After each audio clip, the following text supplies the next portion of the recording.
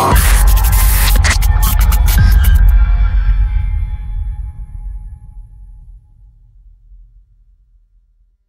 ಸ್ಪರ್ಧಾ ಮಿತ್ರರೇ, welcome to creative arts academy. ಸ್ನೇಹಿತರೆ, ಇವತ್ತಿನ ಈ ಒಂದು ವಿಡಿಯೋ ಸೆಷನ್ ಅಲ್ಲಿ ನಾವು ಇತ್ತೀಚೆಗೆ ಹೊಸದಾಗಿ ಸ್ಟಾರ್ಟ್ ಮಾಡಿರ್ತಕ್ಕಂಥ ನಮ್ಮ ಒಂದು ಕ್ರಿಯೇಟಿವ್ PSI ಟೆಸ್ಟ್ ಸೀರೀಸ್ ನ ಒಂದು ವಿದ್ಯಾರ್ಥಿಯಾದ ವಿನೋದ್ ಅವರು ಬಂದಿದ್ರು ಇವತ್ತು ಮೆಂಟರ್ಶಿಪ್ಗೋಸ್ಕರ. ಹಾಗಾಗಿ ಅವ್ರದೊಂದು ಪೇಪರ್ ಅನ್ನ ನಾನು ಇವ್ಯಾಲ್ಯೂಯೇಷನ್ ಮಾಡಿದೆ. ಅಲ್ಲಿರ್ತಕ್ಕಂಥ ಕೆಲವು ವಿಚಾರಗಳನ್ನು ನೋಡಿದಾಗ ಎಲ್ಲೇ ಸ್ವಲ್ಪ ವ್ಯತ್ಯಾಸ ಕಂಡು ಬಂತು ಇವ್ರು ಟೆಸ್ಟ್ ಬರ್ದಿರ್ತಕ್ಕಂಥ ವಿಚಾರದಲ್ಲಿ. ಹಾಗಾಗಿ ಅವ್ರನ್ನ ಖುದ್ದಾಗಿ ಕರೆಸ್ಕೊಂಡು ಮೆಂಟರ್ಶಿಪ್ ಅನ್ನ ಮಾಡ್ತಾ ಇದ್ದೆ. ಸ್ನೇಹಿತರೆ, ಈ ಒಂದು ಸೆಷನ್ ಅಲ್ಲಿ ವಿನೋದ್ ಅವರ ಒಂದು ಬರವಣಿಗೆ ಹೇಗಿತ್ತು ಮತ್ತು ಅವರ ವ್ಯತ್ಯಾಸಗಳು ಏನಾಗಿದೆ ನಾವು ಡಿಸ್ಕಷನ್ ಮಾಡ್ತಾ ಮತ್ತೆ ಅವರ ಒಂದು ಅಭಿಪ್ರಾಯಗಳನ್ನ ಮತ್ತೆ ಅವರಿಗೆ ಏನ್ ನಾನು ಮಾರ್ಗದರ್ಶನ ಮಾಡ್ತಾನೆ ಅದನ್ನ ಇಲ್ಲಿ ನೋಡೋಣ. ವಿನೋದ್ ಅವರೇ, ಸ್ವಲ್ಪ ಜೋರಾಗಿಳಿ. ಈಗ ನೀವು ಎಸ್ಸೆ ಯಾವ್ದನ್ನ ಬರ್ದಿದ್ರು ಲಾಸ್ಟ್ ವೀಕ್? ಆಧುನಿಕ ಭಾರತದಲ್ಲಿ ಶಿಕ್ಷಣ ಮತ್ತು ಧಾರ್ಮಿಕ ಆಚರಣೆ ನಡುವೆ ಇರುವಂತ ಸಂಘರ್ಷ ಇದು ಬರ್ದಿದ್ದು. ಸರಿ, ಇಲ್ಲಿ ಏನಾಗಿದೆ ಅಂದ್ರೆ ನೀವು ಬರ್ದಿರ್ತಕ್ಕಂಥ ವಿಷಯ ನೋಡಿದೆ ನಾನು. ಸ್ವಲ್ಪ ತುಂಬಾ ವ್ಯತ್ಯಾಸಗಳು ಕಂಡು ಬಂದು. ಸೊ PTKಯಲ್ಲಿ ಏನ್ ಡಿಮ್ಯಾಂಡ್ ಐತೇನಲ್ಲ ಆ ಡಿಮ್ಯಾಂಡ್ ಗಳನ್ನ ಕೊಟ್ಟರಲಿ ನೀವು. ಸೊ ನೆಕ್ಸ್ಟ್ ಏನೈತೆ ಅಂದ್ರೆ ಇಲ್ಲಿ ಶಿಕ್ಷಣ ಮತ್ತು ಧಾರ್ಮಿಕ ಆಚರಣೆಗಳ ಒಂದು ಮಹತ್ವ, ಸಾಂವಿಧಾನಿಕ ಮೌಲ್ಯ, ವೈಚಾರಿಕತೆ, ಸಮಾನತೆ ಮತ್ತು ನಾವೀನ್ಯತೆ ಹೇಗೆ ಶಿಕ್ಷಣ ಬೆಳೆಸ್ತೈತಲ್ಲ ಅದೇ ತರ ಧಾರ್ಮಿಕ ಆಚರಣೆಗಳು ಮನುಷ್ಯನಿಗೆ ನಂಬಿಕೆ, ನೈತಿಕ ಮೌಲ್ಯಗಳು, ಸಮುದಾಯದ ಒಗ್ಗಟ್ಟುಗಳನ್ನ ಕಾಪಾಡುತ್ತವೆ ಅಂತ ಒಂದು ವಿಚಾರಗಳನ್ನ ನೀವು ಇಲ್ಲಿ ತಿಳಿಸಬೇಕಾಗಿತ್ತು. ಬಟ್ ಥಿಂಗ್ ಏನಾಗಿತ್ತು ಅಂದ್ರೆ ನೀವೇನ್ ಕೊಟ್ಟಿರೋ ಡೈರೆಕ್ಟ್ ಆಗಿ ಕೊಠಾರ ಆಯೋಗದ ಒಂದು ಸೆಂಟೆನ್ಸ್ ಅನ್ನ ಕೊಟ್ಟಿದ್ರಿ. ಒಂದು ರಾಷ್ಟ್ರದ ಭವಿಷ್ಯವು ತರಗತಿ ಕೊಠಡಿಯಲ್ಲಿ ರೂಪುಗೊಳ್ಳುತ್ತದೆ. ಸೊ ಓಕೆ, ಬಟ್ ಈಗ ಈ ಒಂದು ಕಂಟೆಸ್ಟ್ ಈ ಕೋಟ್ ಏನಾಗತ್ತಲ್ಲ, ಈ ಕೋಟ್ ಕೇವಲ ಎಜುಕೇಶನ್ ಸಂಬಂಧಪಟ್ಟಂಗಾಗತ್ತೆ. ಇಲ್ಲಿ ಸಾಮರಸ್ಯ ಭಾವನೆ ತೋರಿಸ್ಬೇಕಲ್ಲ ನಾವು. ಧಾರ್ಮಿಕ ಆಚರಣೆಗಳ ಕುರಿತಾಗಿ ಸಾಮರಸ್ಯ ಭಾವನೆ ತೋರಿಸ್ಬೇಕಾಗಿತ್ತು. ಬಟ್ ಕೊಠಾರಿ ಆಯೋಗ ಏನ್ ಹೇಳುತ್ತಂದ್ರೆ ಇಲ್ಲಿ ಎಜುಕೇಶನ್ ಸಂಬಂಧಪಟ್ಟಂಗೈತೆ. ಸೊ ನಾವು ಟೈಟಲ್ ಕೊಡ್ಬೇಕು, ಸಾರಿ ಇದೇನದು ಒಂದು ಕೋಟ್ ಕೊಡ್ಬೇಕಾದ್ರೆ 2 ಡೈಮೆನ್ಷನ್ ಕೊಡ್ಬೇಕಾಗಿತ್ತು ಇಲ್ಲಿ, ಹೌದಾ? ಸೊ ಆ ಕೆಲಸವನ್ನು ನೀವು ಮಾಡ್ಬೇಕು. ಸೊ ಕೇವಲ ಒಂದೇ ವಿಭಾಗನ ಮಾತ್ರ ಆಯ್ಕೆ ಮಾಡ್ಕೋಬೇಡಿ. ಶಿಕ್ಷಣ, ಧರ್ಮ, ಜಾತಿ ಎಲ್ಲಾ ಒಂದು ಪ್ರತಿನಿಧಿಸುವಂತ ಕೋಟನ್ನ ಪ್ರಯತ್ನ ಮಾಡ್ರಿ, ಹೌದಾ? ಈ PTKಯಲ್ಲಿ ಕೂಡ ಏನ್ ಮಾಡಿದ್ರೆ ಅಂದ್ರೆ ನೀವು 50-50 ಕೊಡ್ಬೇಕಾಗಿತ್ತು. ಅಂದ್ರೆ ಧಾರ್ಮಿಕ ಆಚರಣೆಗಳು ಶಿಕ್ಷಣ ಸಂಬಂಧಪಟ್ಟಂತೆ 50-50 ಅಂಶಗಳನ್ನು ಕೊಡ್ಬೇಕಾಗಿತ್ತು. ಡಿಮ್ಯಾಂಡ್ ಆಗಿತ್ತು. ಬಟ್ ಇಲ್ಲಿ ಏನಾಗಿತ್ತು ಅಂದ್ರೆ 98% ನೀವು ಏನ್ ಮಾಡಿದ್ರಿ ಅಂದ್ರ ಕೇವಲ ಶಿಕ್ಷಣಕ್ಕಾಗಿ ಮಾತ್ರ ಬರೆದಿದ್ದೀರಿ. ಸೊ ಈ ವ್ಯತ್ಯಾಸಗಳನ್ನ ನಾವು ನೋಡಿದಾಗ ಡಿಮ್ಯಾಂಡ್ ಇನ್ನೂ ಕಡಿಮೆ ಅನಿಸ್ತು. ಸೊ ಹಾಗಾಗಿ ನೀವೇನ್ ಮಾಡ್ರಿ, ನೆಕ್ಸ್ಟ್ ಟೆಸ್ಟ್ ಅಲ್ಲಿ ಬರೀಬೇಕಾದ್ರೆ PTKನ 360 ಡಿಗ್ರಿಯಲ್ಲಿ ತಗೊಂಡು ಹೋಗ್ರಿ, ಹೌದಾ?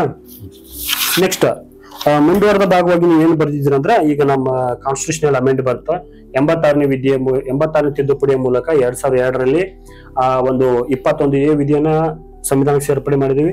ಮತ್ತೆ ಮೂಲಭೂತ ಕರ್ತವ್ಯವನ್ನು ಸೇರಿಸಿದೀವಿ. ಇನ್ನೊಂದು DPSB ಕೂಡ ಹೊಸ ತಿದ್ದುಪಡಿಯನ್ನ ಮಾಡಿದೀವಿ. ಆ ಒಂದು ಭಾಗದಲ್ಲಿ ತುಂಬಾ ಚೆನ್ನಾಗಿ ಕೊಟ್ಟಿದ್ದೀರಿ. ಅದಕ್ಕಿಂತ ಪೂರ್ವದಲ್ಲಿ ಏನಾಗತ್ತಂದ್ರೆ ನಾವು ಆಧುನಿಕ ಭಾರತದಲ್ಲಿ ಶಿಕ್ಷಣದ ಪಾತ್ರ ಯಾವ ತರ ನಡೀತಾ ಇತ್ತು ಅನ್ನೋದು ತೋರಿಸ್ಕೊಡ್ಬೇಕಾಗಿತ್ತು. ಅಂದ್ರೆ ಆಧುನಿಕ ಭಾರತದಲ್ಲಿ ಶಿಕ್ಷಣದ ಪಾತ್ರ ಯಾವತ್ತಂದ್ರೆ ನಾವು ವಿಶ್ವಸಂಸ್ಥೆ ಒಂದು HDI ಬರ್ತು ಗೊತ್ತಾ? HDI ಯಾರು ಪ್ರಕಟಣೆ ಮಾಡ್ತಾರೆ? UNDP United Nation Development Program, ಹೌದಾ? ಈ UNDP ಅವರು 2022ರಲ್ಲಿ ಭಾರತದ ಒಂದು HDI ಇಂಡೆಕ್ಸ್ ನ ರಿಲೀಸ್ ಮಾಡಿದ್ರು. ಸೊ 193 ದೇಶಗಳಲ್ಲಿ ಭಾರತದ ಸ್ಥಾನ ಎಷ್ಟಿತ್ತು? 138ನೇ. ಹೌದಾ? 138ನೇ ಸ್ಥಾನದಲ್ಲಿದೆ ಅದು, ಹೌದಾ? ಬರ್ಲಿ, ಒಟ್ನಲ್ಲಿ ಏನಾಗುತ್ತೆ ಅಂದ್ರೆ 138, ನಿಮ್ಗೇನು ಕನ್ಫ್ಯೂಸ್ ಇರ್ಬೋದು. ಥಿಂಗ್ ಏನಂದ್ರೆ ಈಗ HDI UNDP ಏನದು ಇಂಡೆಕ್ಸ್ ಇತ್ತಲ್ಲ ಆ ಇಂಡೆಕ್ಸ್ ಅನ್ನ ನೀವು ಆಧುನಿಕ ಭಾರತದ ಶಿಕ್ಷಣದಲ್ಲಿ ಇಷ್ಟೇ ಸ್ಥಾನದಲ್ಲಿ ತೋರಿಸ್ಕೊಡ್ಬೇಕಾಗಿತ್ತು. ಬಟ್ ಇಲ್ಲಿ ಎಲ್ಲಿ ನೀವು ಏನ್ ಮಾಡಿದ್ರಿ ಅಂದ್ರೆ ಇದರಲ್ಲಿ ಕಂಪ್ಲೀಟ್ ಆಗಿ ಎಲ್ಲಿ HDI ಇಂಡೆಕ್ಸ್ ಅನ್ನ ಬಳಸಿಲ್ಲ. ಸೊ ಇದು ಒಂದು ಡ್ರಾಬ್ಯಾಕ್ ಅನ್ಸ್ತೈತಿ. ಅದಾದ್ಮೇಲೆ SDG ಗೋಲ್ ಅನ್ನ ಕೊಡ್ಬೇಕಾಗಿತ್ತು ಇಲ್ಲಿ.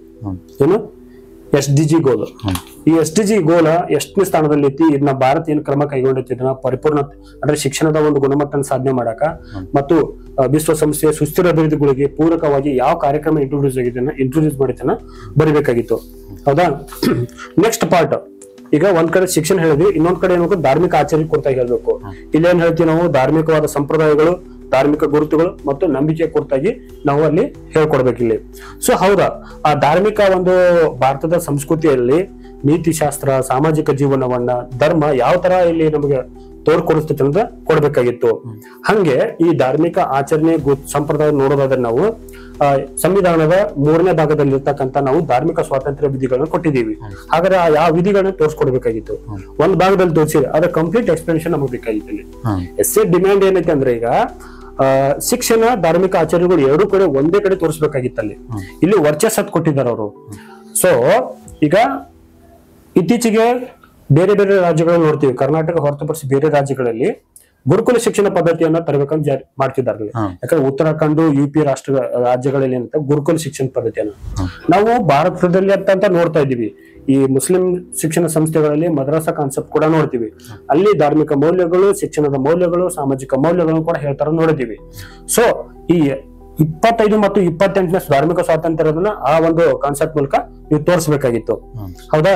ಇನ್ನ ಒಂದ್ ಕಡೆ ನೋಡಿ, ಈಗ ಧಾರ್ಮಿಕ ಆಚರಣೆಗಳೊಂದು ಈ ಹಿಂದೂ ಹಬ್ಬಗಳಾದ ದೀಪಾವಳಿ, ಗಣೇಶ ಚತುರ್ಥಿ ಮತ್ತು ಈ ಪಂಚಮಿ ಅಂತ ಉತ್ತರ ಕನ್ನಡದಲ್ಲಿ ಮಾಡ್ತಕ್ಕಂಥ ವಿಚಾರ ನೋಡೋದಾದ್ರೆ, ನಾವು ಸರಸ್ವತಿ ಪೂಜೆನ ಸ್ಕೂಲ್ಗಳಲ್ಲಿ ಏನ್ ಮಾಡ್ತೀವಿ, ಆಚರಣೆ ಮಾಡ್ತೀವಿ. ಅಲ್ಲಿ ಏನಾಗುತ್ತೆ ಅಂದ್ರೆ ಎಲ್ಲಾ ವಿದ್ಯಾರ್ಥಿಗಳು ಧರ್ಮ, ಜಾತಿ ಆಧಾರಿತ ಎಲ್ಲರೂ ಕೂಡ ಒಂದೊಂದು ಮನೋಭಾವನೆ ತೋರ್ಸೋಕೋಸ್ಕರ ಅವುಗಳನ್ನ ಮಾಡ್ತೀವಿ.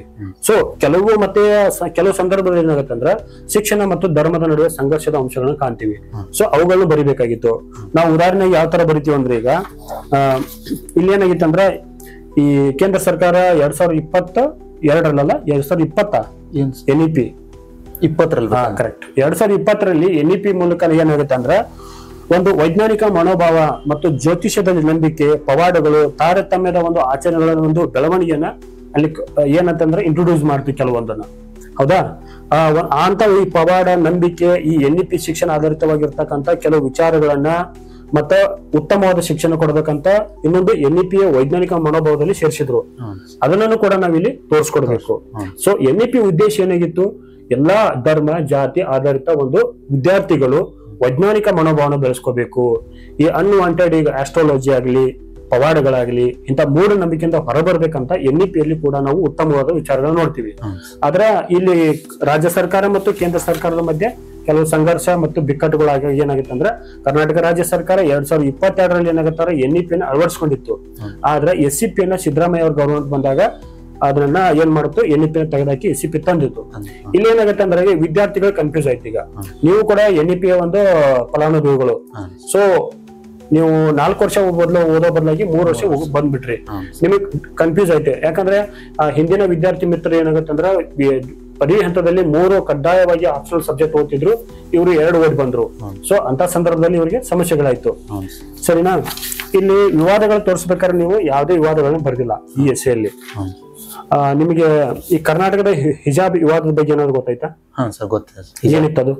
ಈ ಶಾಲೆಗಳಲ್ಲಿ ವಿದ್ಯಾರ್ಥಿಗಳು, ಈಗ ಮುಸ್ಲಿಂ ವಿದ್ಯಾರ್ಥಿಗಳು ಹಿಜಾಬ್ ಧರಿಸ್ಕೊಂಡ್ ಬಂದ್ರೆ, ಹಿಂದೂ ವಿದ್ಯಾರ್ಥಿಗಳು ಎಲ್ಲ ನಾವು ಕೇಸರಿ ಶಾಲನ್ನ ಧರಿಸಿ ಬರ್ಬೇಕಂತ ಇದು ಮಾಡ್ತಿದ್ರು. ಅದು ಶಾಲೆಯಲ್ಲಿ ಸಂಘರ್ಷ ಕಾರಣ ಆಯ್ತು. ಇಲ್ಲೇನಾಗತ್ತೆ, ವಿದ್ಯಾರ್ಥಿ ಮಿತ್ರರಲ್ಲೇ ನಾವು ಕೋಮು ದ್ವೇಷ ಭಾವನೆ ಬಿತ್ತೋ ಕೆಲಸ ಆಯ್ತು. ಸೊ ಇದನ್ನ ತಡಿಬೇಕು ನಾವು. ಸೊ ಆ ಒಂದು ಆಧಾರದ ಮೇಲೆ ಕರ್ನಾಟಕದಲ್ಲಿ ವೈಜ್ಞಾನಿಕವಾಗಿರ್ತಕ್ಕಂಥ ಜನ ಸಮುದಾಯ ಮತ್ತು ಸಮಾಜವನ್ನು ನಿರ್ಮಾಣ ಮಾಡ್ಬೇಕಂತ ನಮ್ಮ ಒಂದು ಕನಸು, ಹಾಗೂ ಎಲ್ಲಾ ಒಂದು ಸಂವಿಧಾನದ ಮೌಲ್ಯ ಕೂಡ ಅದೇ. ಸೊ ಅಂತ ವಿಚಾರಗಳನ್ನ ಇಲ್ಲಿ ತೋರಿಸ್ಬೇಕು ನೀವು. ಹೌದಾ? ನೆಕ್ಸ್ಟ್ ಏನಂದ್ರೆ ನಮ್ಗೆ ಇಲ್ಲಿ ಸಾಂವಿಧಾನಿಕ ಮತ್ತು ಕಾನೂನಿನ ದೃಷ್ಟಿಕೋನವನ್ನ ಇಲ್ಲಿ ಬರಿಬೇಕಾಗಿತ್ತು. ಬಟ್ ಸಾಂವಿಧಾನಿಕ ದೃಷ್ಟಿಕೋನವನ್ನ ಬರ್ದಿದ್ರಿ, ಕಾನೂನಿನ ದೃಷ್ಟಿಕೋನವನ್ನು ಬರ್ದಿಲ್ಲ. ಸರಿ, ಕಾನೂನಿನ ದೃಷ್ಟಿಕೋನ ಅಂದ್ರೆ ಏನ್ರಿ ಸ್ನೇಹಿತರೆ? ನೋಡಿ, ಯಾವುದೇ ಒಂದು ಪ್ರಬಂಧ ಬರಿಬೇಕಾದ್ರೆ ಕಾನೂನಿನ ದೃಷ್ಟಿಕೋನವನ್ನ ಬರಿಬೇಕಾಗತ್ತ. ನಾ ಇಲ್ಲಿ ಹೇಳೋ ವಿಚಾರ ಏನಂದ್ರೆ, ಕಾನೂನಿನ ದೃಷ್ಟಿಕೋನ ಅಂದ್ರೆ ಸುಪ್ರೀಂ ಕೋರ್ಟ್ ಒಂದು ಪ್ರಮುಖ ತೀರ್ಪುಗಳನ್ನು ಕೊಟ್ಟಿರ್ತಿತ್ತಲ್ಲ, ಆ ತೀರ್ಪುಗಳನ್ನು ನೀವೇನ್ ಮಾಡ್ಬೇಕಂದ್ರೆ ಇಲ್ಲಿ ಉಲ್ಲೇಖ ಮಾಡಬೇಕು. ಸೊ ಇಲ್ಲಿ ಏನಂದ್ರೆ ಈ ಒಂದು ಕಂಟೆಸ್ಟ್, ಈಗ ಆಧುನಿಕ ಭಾರತದಲ್ಲಿ ಶಿಕ್ಷಣ ಮತ್ತು ವರ್ಚಸ್ ಧಾರ್ಮಿಕ ಆಚರಣೆಗೆ ಸಂಬಂಧಿಸಿದಂತ ಒಂದು ಪ್ರಕರಣ ನಾವು ನೋಡೋದಾದ್ರೆ, SR Bommai versus union of India ಪ್ರಕರಣದಲ್ಲಿ ಸುಪ್ರೀಂ ಕೋರ್ಟ್ ಏನು ಒಂದು ಉತ್ತಮವಾದ ಮತ್ತು ಐತಿಹಾಸಿಕ ತೀರ್ಪನ್ನು ನೀಡುತ್ತೆ. ಭಾರತ ಒಂದು ಜಾತ್ಯತೀತ ರಾಷ್ಟ್ರ ಅಂತ ಹೇಳುತ್ತಿಲ್ಲಿ. ಸೊ ನಾವು ಜಾತ್ಯತೀತ ರಾಷ್ಟ್ರ ಅಂತ ಹೇಳ್ತಿತ್ತು. ಸೊ ಅದನ್ನ ನಾವಿಲ್ಲಿ ಇಂಟ್ರೊಡ್ಯೂಸ್ ಮಾಡೋದನ್ನ ಇವರು ಮಾಡ್ಬೇಕಾಗಿತ್ತು, ಮಾಡಲಿಲ್ಲ. ನೆಕ್ಸ್ಟ್ ಏನಂದ್ರ ಶಿಕ್ಷಣ ಮತ್ತು ನಂಬಿಕೆಯ ಸಾಮರಸ್ಯವನ್ನು ಕಂಡುಕೊಳ್ಳುವುದು. ಹೌದಾ? ಇದನ್ನ ನೀವು ಹೇಳ್ಬೇಕಾಗಿತ್ತು. ಅಂದ್ರೆ ಶಿಕ್ಷಣ ಧರ್ಮದ ಆಯ್ಕೆ ಮಾಡೋದು ಸರಿಯಲ್ಲ, ಯಾವುದು ಗುರಿ ಹೊಂದಿರ್ತೈತೆ ಅದನ್ನ ನೋಡ್ಬೇಕಾಗಿತ್ತು. ಎರಡೂ ಕೂಡಿ ಸಮನ್ವಯ ಸಾಧನೆ ಮಾಡೋದನ್ನ ಇಲ್ಲಿ ತೋರಿಸ್ಬೇಕು.